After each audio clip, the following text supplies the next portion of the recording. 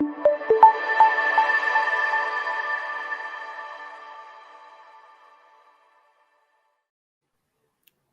everyone, welcome to a video about empathy mapping and connecting with communities as a key part of sourcing for searches. So Katrina and I have pulled together this deck that we'll be going through to really dive into this tool. That's an empathy mapping tool, and then we'll sort of break down how to use it. So I guess this is the point where I said, hi, I'm Tim Sonova, and I'm joined by my colleague, Katrina Donald. And that's what we have in store for today. Katrina, any words of wisdom to get us started, or should we just choose our own adventure and roll into things? Let's just jump in. Hi, everyone. Excited to be chatting about empathy mapping with all of you today. So to get started, the first couple of things we want to ground in, we've covered in a number of different videos, but it's the key anchors of a role and the knowledge, skills, and abilities of the role. These are two pieces that are really important to understand before getting into the empathy mapping exercise.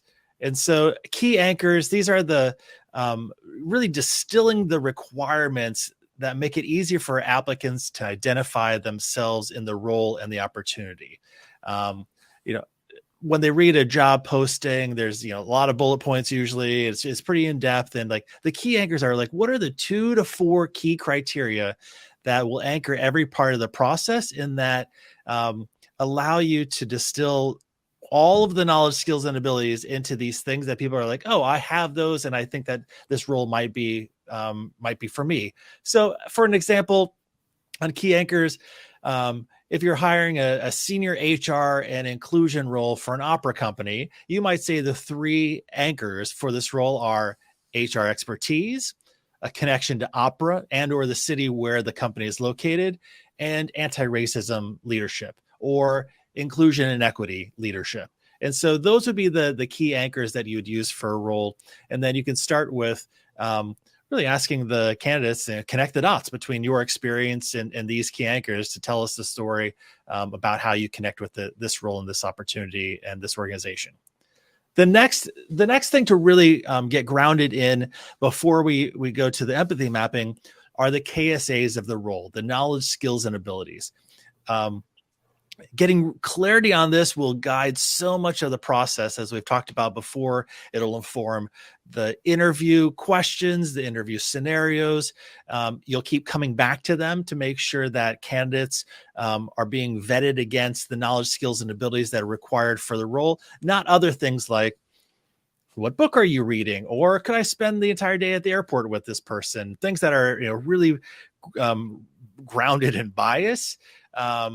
But that we notice a lot in more or less, quote unquote, traditional job searches. And so the knowledge, skills, and abilities are those 3 buckets that are really important to understand about the role, and what someone would need to possess in order to be successful in the role. Maybe they're bringing it with them into the role, or maybe they're learning it on the job.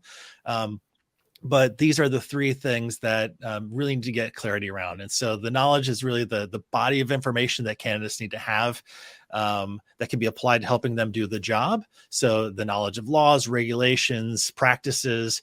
It could be coding languages. You need to know Ruby on Rails or specific languages. Skills. These are sort of the quantifiable and are measured as this, so handling or manipulating things, data, people, either verbally or manually. They can be developed with practice or appropriate training. And so this is one of the things, like, do you need to have it when you come into a role, or can you develop it on the job? And then the abilities are the tasks that are completed on the job. And noted here on this slide, skills and abilities can be really similar. And it's, I think one of the ways we differentiate is ability is the capacity to perform something, whereas skill is the actual performing. And so those are the 3 buckets to keep in mind. Oftentimes, if you're like, I don't know if this is knowledge, skills, or ability, it's just often helpful to have the to think about it.